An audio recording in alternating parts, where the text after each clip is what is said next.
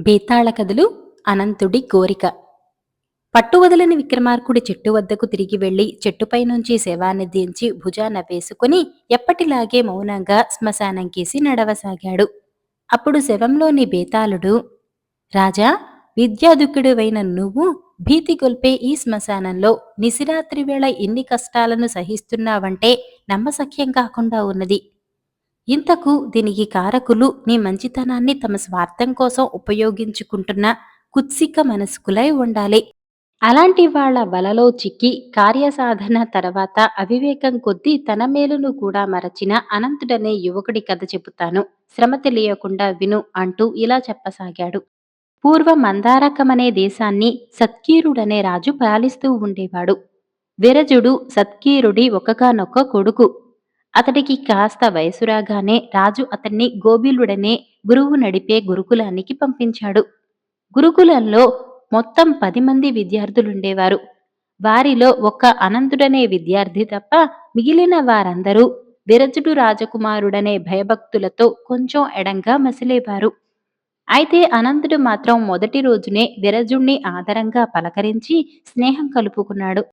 శాంతంగా ఆత్మీయంగా ప్రవర్తించే అనంతుడు విరజుడికి కూడా నచ్చటంతో వారి స్నేహం దినదిన ప్రవర్ధమానం కాసాగింది.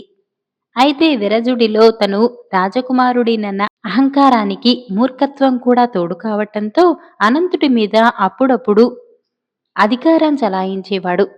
అయినప్పటికీ అనంతుడు కోపం తెచ్చుకోకుండా విరజుడి పట్ల మిత్రభావాన్ని ప్రదర్శించేవాడు. విరజుడికి గురువు చెప్పే పాఠాలు ఒకంతట తలకెక్కేవి కాదు. అయితే అతను గురువు దగ్గర ఏమీ మాట్లాడక తీరిక సమయాల్లో అనంతుణ్ణి వేధించేవాడు.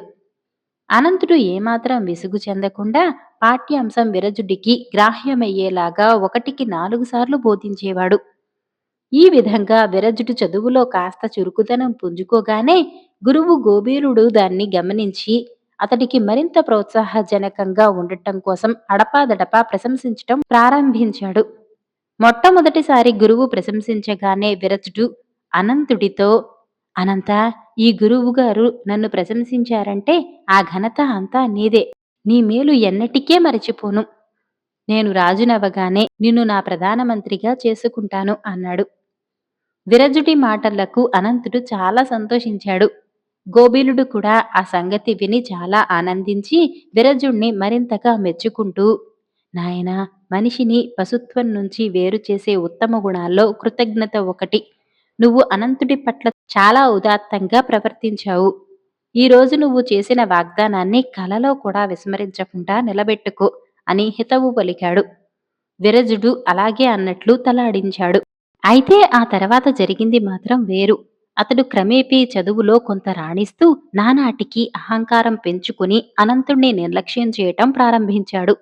అలా కొంతకాలం గడిచి ఇద్దరి విద్యాభ్యాసం ముగింపుకు వచ్చే నాటికి విరజుడు తమ వాగ్దానాన్ని పూర్తిగా మరచినట్లు అందరికీ తెలిసిపోయింది.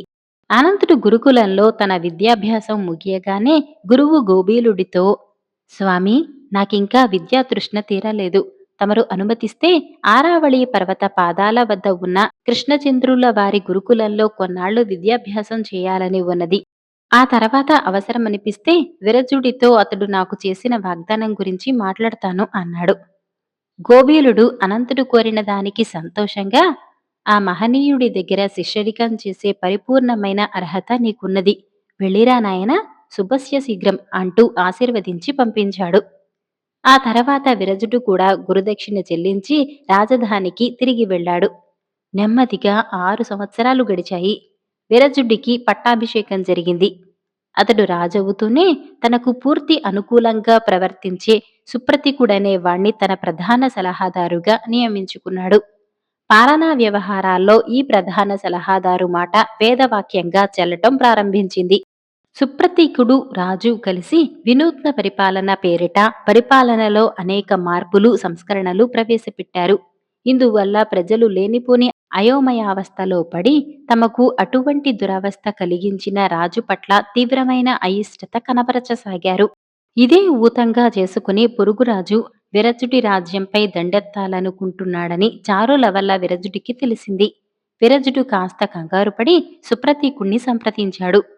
సుప్రతీకుడు తేలిగ్గా, భయం ఎందుకు ప్రభూ? మనం హెచ్చు వేతనం మీద మరింత మందిని సైన్యంలో చేర్చుకుని, మనమే ముందుగా పొరుగురాజు మీద దండెత్తుదాం. ఆ రాజ్యం కూడా మన వశమైతే తమ కీర్తి ప్రతిష్టలు నలుదిశలా మరింత ఇనుమడిస్తాయి అన్నాడు. నువ్వు చెప్పేదేది చిటికెలో ముగిసే పని కాదు. మన ఖజానాలో అంతగా నిల్వ డబ్బు లేదని నీకు తెలియదా? అన్నాడు. దానికి సుప్రతీకుడు నవ్వి, మన ఖజానా నింపేందుకు ఒక తిరుగులేని ఉపాయం ఆలోచించాను. యక్షిణీ శైలం గురించి మీకు తెలుసును కదా అన్నాడు. విరచుడికి యక్షిణీ శైలం గురించి తెలుసు.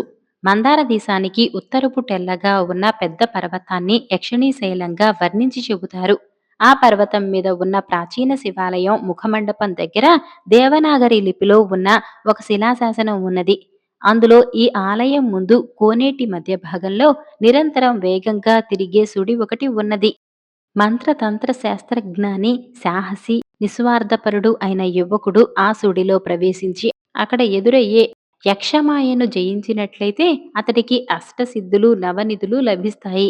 పరాజితుడైతే అక్కడి నుంచే నరకకూపంలోకి తూయపడతాడు అని ఉన్నది. సుప్రతీకుడి మాటతో అదంతా స్ఫురణకు తెచ్చుకున్న విరజుడు బిక్కముఖం వేసి, యక్షిణీ శైలం గురించి తెలిసి ఏం లాభం? ప్రాణాలకు తెగించి ఆ కోనేటిలో దూకటం నా వల్ల కాదు అన్నాడు. ఆ జవాబుకు సుప్రతీకుడు నవ్వి, అక్కడికి మిమ్మల్ని వెళ్ళమని చెప్పటం లేదు ప్రభూ. అనంతుడనే యువకుడొకడు కొత్తగా మన రాజ్యానికి వచ్చాడు. అతడు ఆరావళి పర్వత ప్రాంతంలోని కృష్ణచంద్రుడనే గురుత్తముని వద్ద మంత్రశాస్త్రాన్ని కూలంకషంగా అభ్యసించాడట. ఇతర విద్యలు కూడా అతడికి కరతాళమల కాలేనట. అతడు మన వర్తకుల శ్రేష్ఠి ఇంట ఆతిథ్యం పొందారు.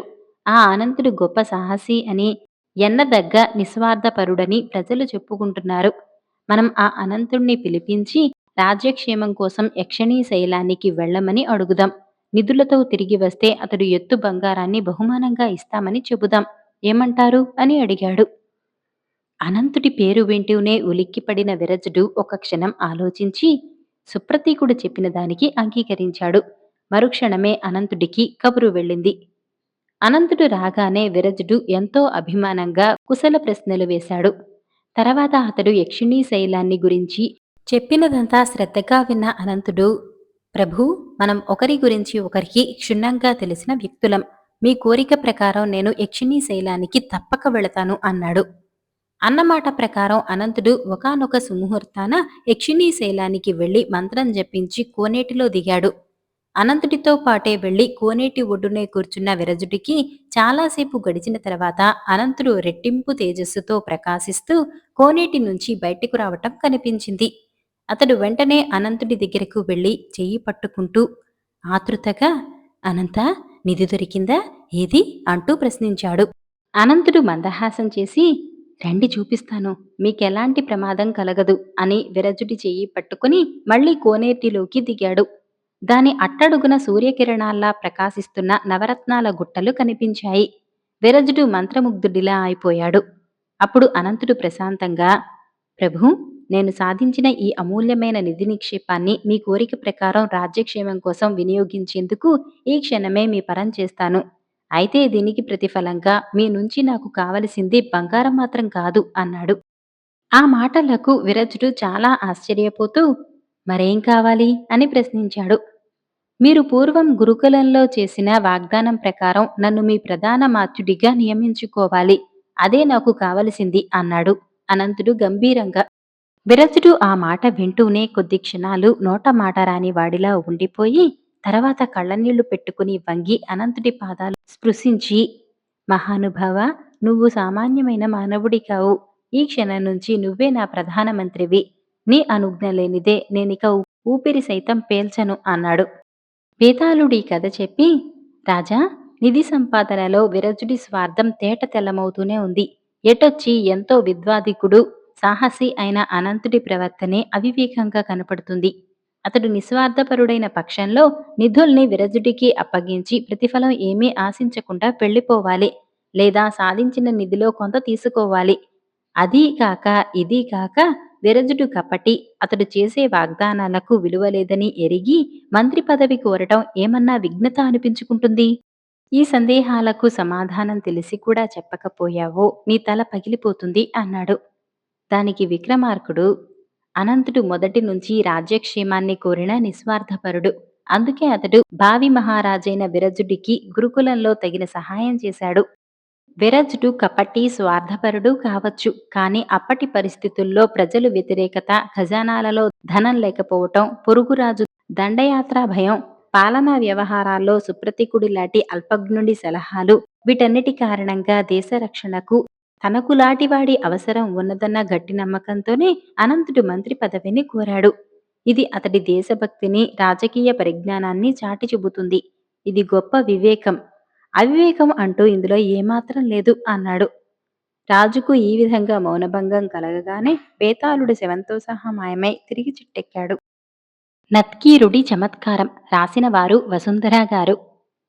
చింతాపురంలో నత్కీరుడనే మహాపండితుడుండేవాడు. ఆయన ఎంతటి క్లిష్టమైన విషయాన్నైనా అరటిపండు వలిచినట్లు చెప్పగలడని పేరు. చమత్కారంగా మాట్లాడటంలో ఆయనకున్న ప్రజ్ఞ గురించి గ్రామస్తులు కథలు కథలుగా చెప్పుకుంటుంటారు. సకల శాస్త్ర పారంగతుడైన, వినయంలోనూ తనకు తానే సాటి అయిన నత్కీరుడంటే గ్రామస్తులందరికీ ఎంతో గౌరవం. ఇలా ఉండగా ఆ ఊరుకు కొత్తగా కీర్తికాముకుడనే భాగ్యవంతుడొచ్చాడు. తనకు రాని విద్య లేదని ఆయనకు మిడిసిపాటు. ఆయనను గురించిన పొగడ్తలను వినటం ఆయనకు ఎంతో ఇష్టం. అందుకోసం ఆయన డబ్బు ఖర్చు చేయటానికి కూడా వెనుకాడడు. పట్నంలో తననెవరూ పట్టించుకోవటం లేదని ఆయన తన నివాసం పల్లెటూరికి మార్చాడు. అక్కడే లంకంత ఇల్లు 100 ఎకరాల మాగాణి కొన్నాడు. కీర్తికాముకుడి గురించి తెలుసుకున్న కొందరు స్వార్థపరులు ఆయన చుట్టూ చేరారు. నిత్యం ఆయనను పొగడ్తలతో ముంచెత్తుతూ తమ అవసరాలకు డబ్బు సంపాదించుకోవటం వృత్తిగా చేసుకున్నారు. దాంతో కీర్తికాముకుడికి చింతాపురం విపరీతంగా నచ్చేసింది.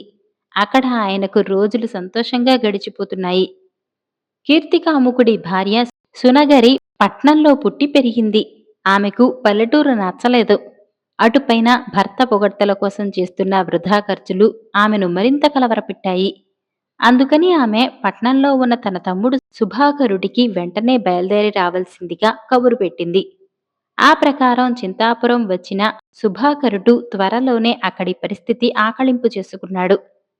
వయసులో తనకంటే పెద్దవాడైన బావగారిని మందలించటం బాగుండదని ఆయనకు నచ్చచెప్పే ఉపాయం కోసం ఎంతగానో ఆలోచించాడు. చివరకు ఆయనను పొగడ్తలతోనే గెలవాలనుకుని ఒక రోజున ఆయనతో, బావా, ఏ దేశానికైనా గ్రామాలే పట్టుకొమ్మలు. గ్రామంలో స్థిరపడాలన్న నీ నిర్ణయాన్ని నేను మెచ్చుకోలేకుండా ఉండలేకపోతున్నాను. అయితే వ్యవసాయంలో కంటే వ్యాపారంలో అగ్రగణ్యుడివి కాబట్టి నీవు పట్నానికి తిరిగి వెళ్లి వ్యాపారం కొనసాగించి మన కుటుంబానికి మంచి లాభాలను ఆర్జించి పెట్టవలసిందిగా నిన్ను వేడుకుంటున్నాను. నీ ఆశయ సాధన కోసం నేను చింతాపురంలో స్థిరపడి వ్యవసాయం చేస్తుంటాను అన్నాడు. దీనికి కీర్తికాముకుడు ఏమాత్రం అంగీకరించలేదు. ఆయన సుభాకరుడితో, ఇక్కడ నాకు అపారమైన గౌరవం లభిస్తున్నది. డబ్బు ఎంత సంపాదించినా పట్నంలో ఇలాంటి గౌరవం మాత్రం దొరకదు. నాకిక్కడే బాగుంది అని ఖచ్చితంగా చెప్పేశాడు. ఈ సమాధానం సుభాకరుడు ఊహించలేనిదేమీ కాదు. ఆ కారణంగా అతడు ఏమాత్రం తొణకక, బావా, గ్రామాల్లో ప్రజలు డబ్బుకు ప్రాముఖ్యాన్ని ఇవ్వరు. వారు ప్రతిభకు మాత్రమే పట్టం కడతారు.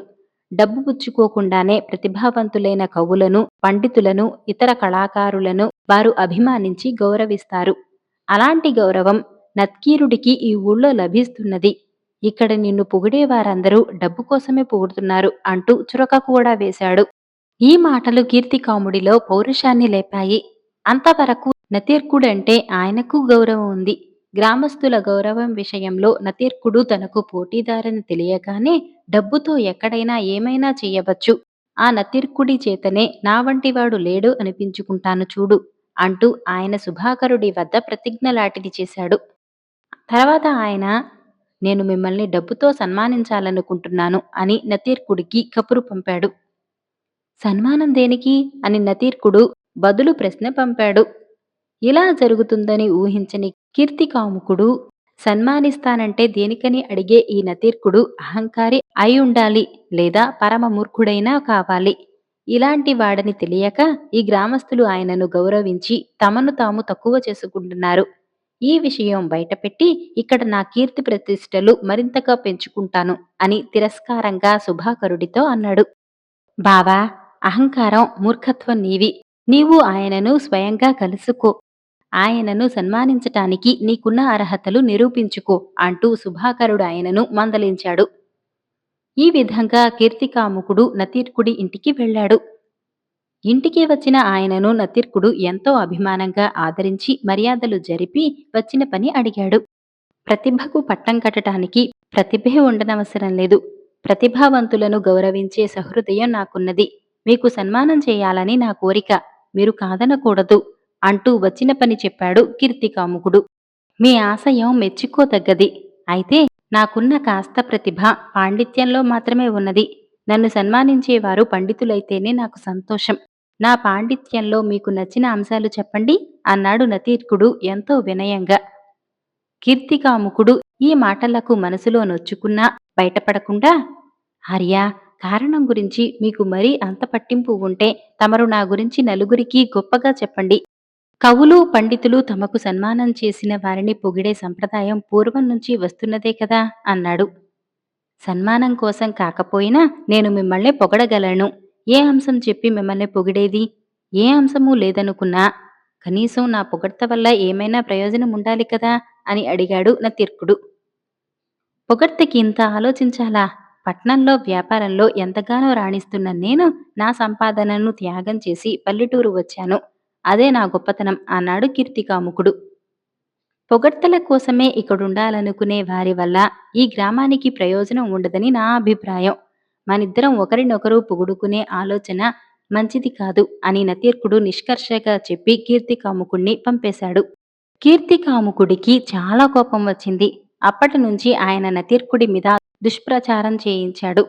డబ్బు కాసపడి కొందరు గ్రామస్తులు నతీర్కుడు అహంకారి అని, సన్మానం చేస్తానన్న కీర్తికాముకుణ్ణి అవమానించి పంపాడని గ్రామంలో అందరికీ చెప్పసాగారు.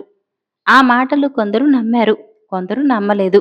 నతీర్కుడు మాత్రం ఈ ప్రచారాన్ని బొత్తిగా పట్టించుకోలేదు. అయితే వారం రోజులు గడిచేసరికి నతీర్కుడికి చెరువుకి స్నానానికి పోయినప్పుడు మెట్ల మీద కాలు జారి పడటంతో కాలు దెబ్బతిని 10 రోజుల పాటు మంచం మీద ఉండవలసి వచ్చింది. కీర్తికాముకుడు పరమ సంతోషంతో దీనిని చక్కని అవకాశంగా తీసుకుని, నేను అన్ని మంచి పనులే చేశాను కాబట్టి నాకు దైవానుగ్రహం ఉంది. నా పట్ల తప్పుగా ప్రవర్తించిన వారిని భగవంతుడు శిక్షిస్తుంటాడు. నతీర్కుడి విషయంలో ఇప్పుడు జరిగిందదే అంటూ తన అనుచరుల ద్వారా మళ్లీ ప్రచారం చేయించాడు. దీనికి నతీర్కుడు నొచ్చుకున్నాడు. ఆయన గ్రామాధికారిని కలుసుకుని, నేను అహంకారినని ప్రచారం జరిగితే పట్టించుకోలేదు.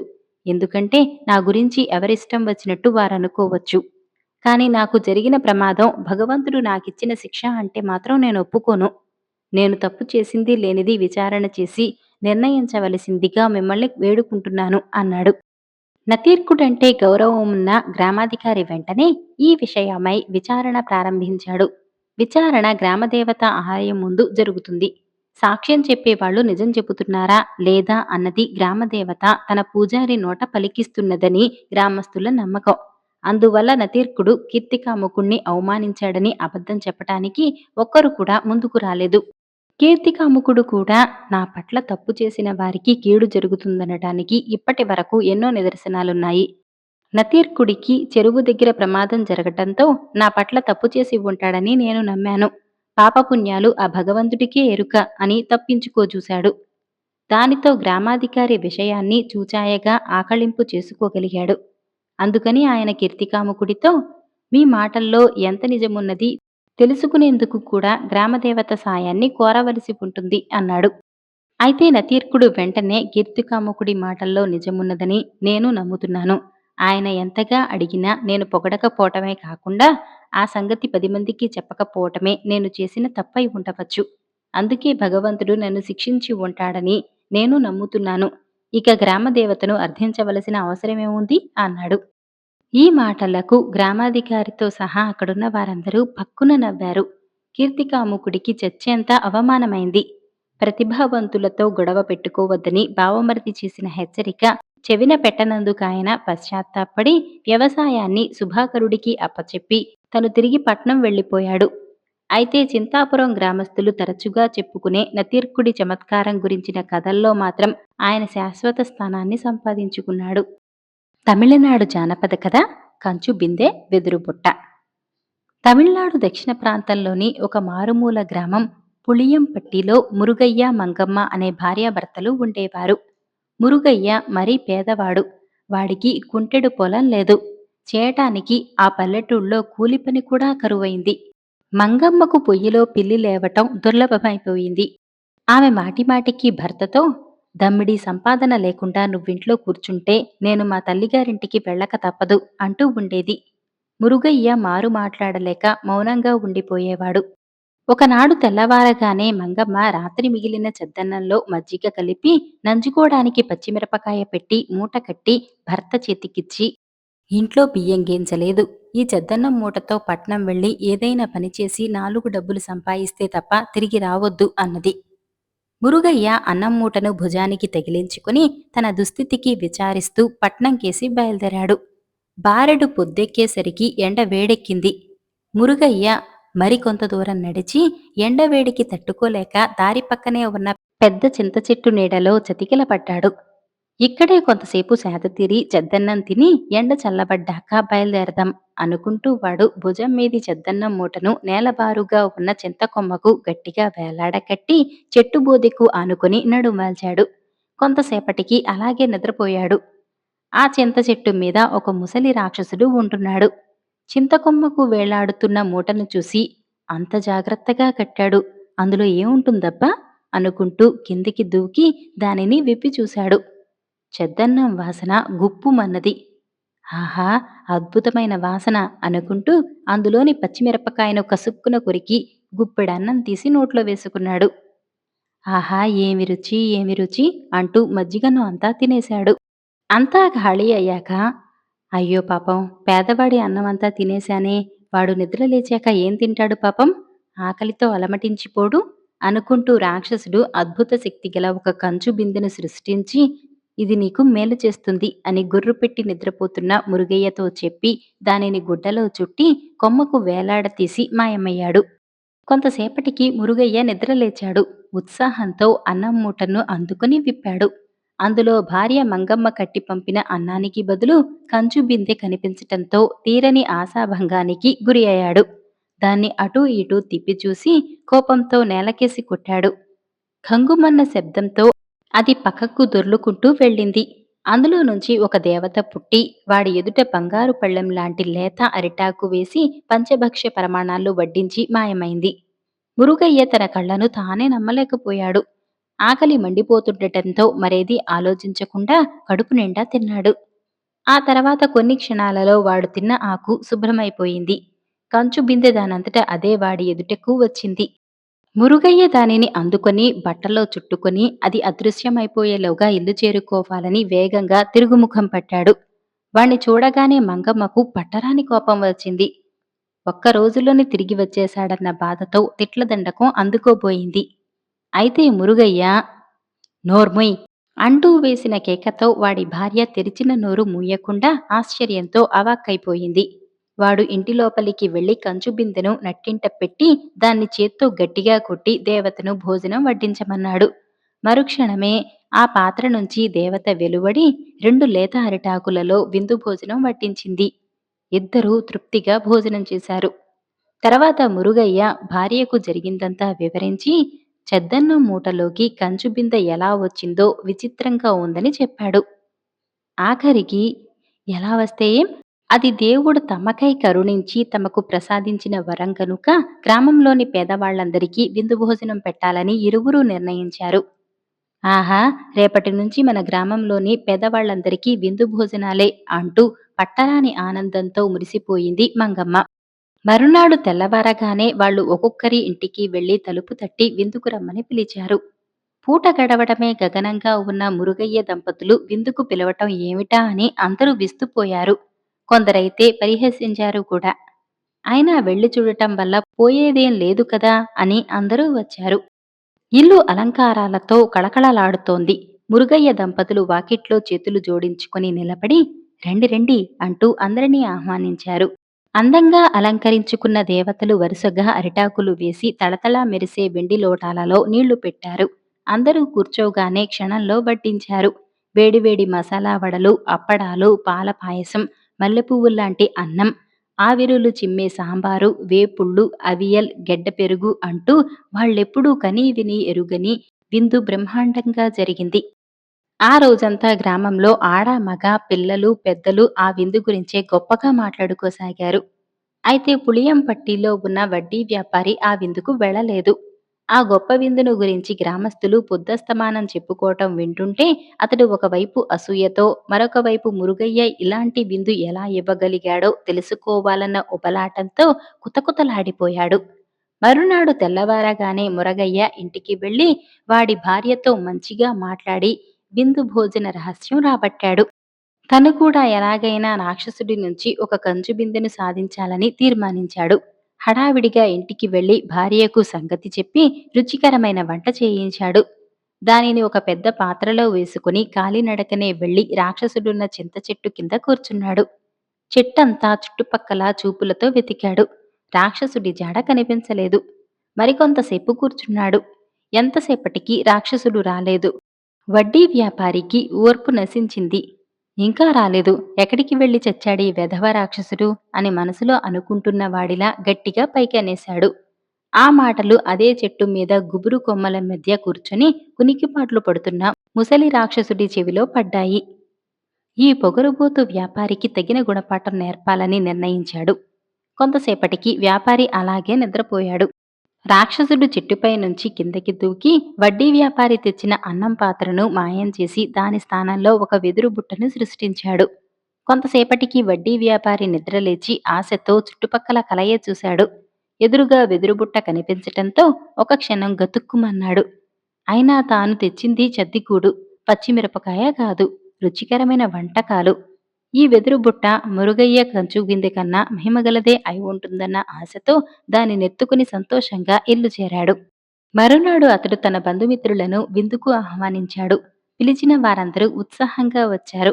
అతడు వెదురు బుట్టతో వడ్డించు, నా మిత్రులందరికీ విందు భోజనం వడ్డించు అన్నాడు. మరుక్షణమే పెద్ద పెద్ద మీసాలతో కండలు తిరిగిన నలుగురు దృఢకాయలు బుట్టలో నుంచి పుట్టుకు వచ్చారు. ఒక దృఢకాయుడు వడ్డీ వ్యాపారిని, మిగిలిన వారు అతిథులను వడిసిపట్టుకుని తలలు గొరిగి 4 తన్ని అక్కడి నుంచి తరుమి కొట్టారు. అయ్యో! గుండు చేసేశాడే, బోడుగుండు చేసేశాడే అంటూ అందరూ వాపోతూ అక్కడి నుంచి పారిపోయారు. వడ్డీ వ్యాపారి ఇచ్చిన ఈ విందును గురించి కూడా గ్రామంలో అందరూ మాట్లాడుకుంటూ పగలబడి నవ్వసాగారు. ఆ అవమానం నుంచి తప్పించుకోటానికి వడ్డీ వ్యాపారి కాశీయాత్రకు బయలుదేరాడు.